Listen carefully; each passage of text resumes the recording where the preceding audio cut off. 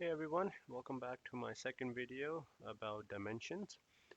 And if you are someone who has not seen my first video and you just jumped into the second video by looking at the title saying that how to set up dimensions or how to configure dimensions, I would like to just introduce you to my first video in which I had explained what BC or Business Central is and some terminology about IT consulting and what actually consultants use in terms of when they say I would like to configure an environment, which is basically setting up the environment for a client.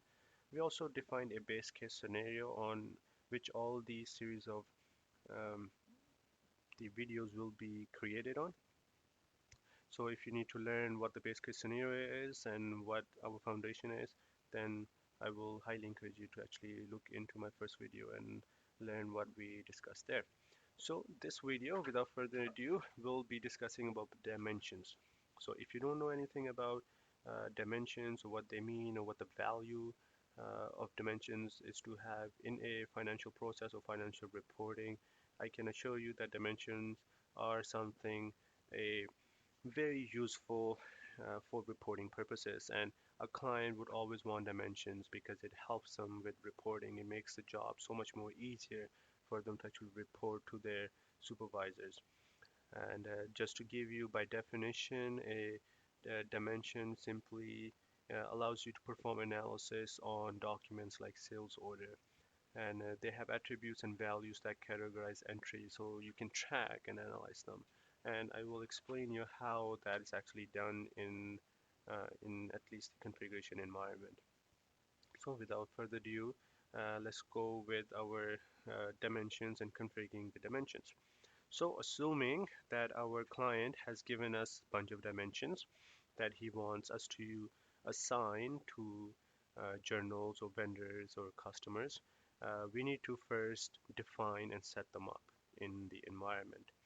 And our client has given a bunch of the dimensions, but a disclaimer that I would like to give you is that you should tell your client that in Business Central we can only have two global dimensions and six shortcut dimensions. So what that means, and I believe a client would know what that means, but as a consultant, you should also know what that means. It means that global dimensions are basically used as filters, for example, for reports or batch jobs or XML ports. So you can only use two global dimensions for that purpose.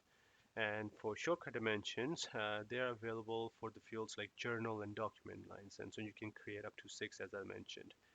And for shortcut dimensions, it's usually for also reporting purposes, which you can change. You can also change global dimensions, but as a consultant, we do not like you to change global dimensions when the environment goes live and there are data associated with it. So be very, very careful about what dimension you want your client or you should recommend to your client because this exercise requires a lot of time spending between the two parties. So you should come to some terms and explain them what dimension would be useful, and that comes with the experience, of course.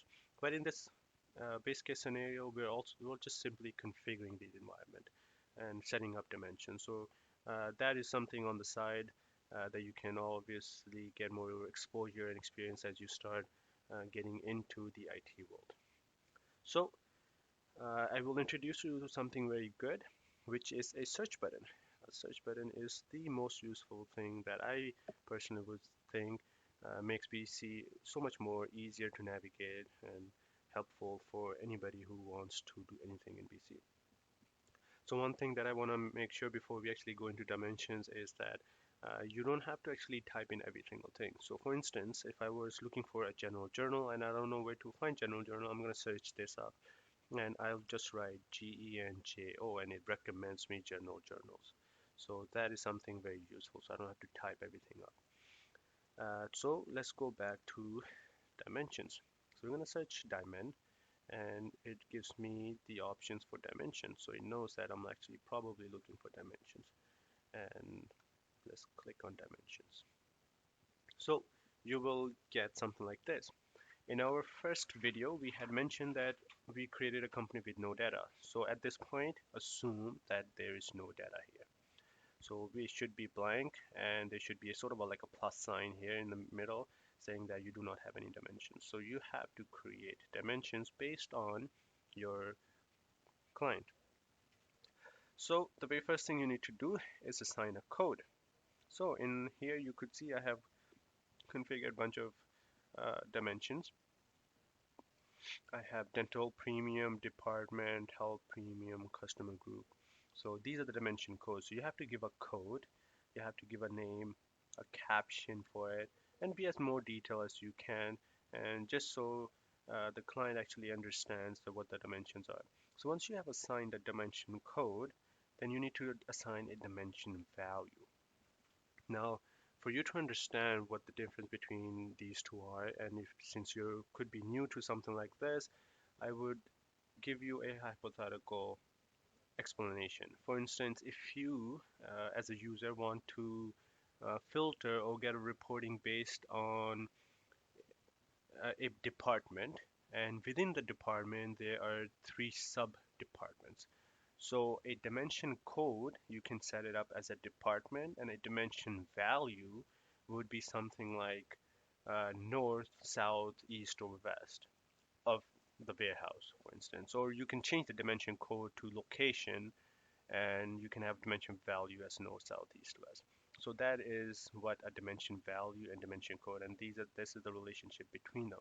So if you enter a code, you enter all the information that's required, select the dimension code, and you go to dimension and click on dimension value. So let's try this. I believe I have some dimension values for this. So if you're going to click on dimension value, see in this case it is furniture. So if you were to do some reporting based on this dimension code, it will filter out all the sales order perhaps for chairs, tables, and bundles in three separate reports. So you have to create a dimension value as well, which is similar to what or how you have done it for dimension code. So you simply put a code here, a unique code, put a name, and the dimension value type should be begin and total. And in this case, they're actually totaling, adding all these three furniture items that's been set up in the environment. So the end total would be all three together. So you can also filter by chairs, tables, or bundles, or you can have it all three together. So it really depends on what your client wants. But the idea is to have a dimension code, and then you'll have a dimension value. So before I actually close my conversation for today, I will also briefly discuss how you can change a dimension, because that's also a very crucial thing, just in case before you actually start making transactions and you decide that before that a client wants to change their dimensions before going live, you can definitely do that. So go to finance, go to GL account categories, or you can actually go search it up on GL setup. That's exactly where we're trying to go, to be honest.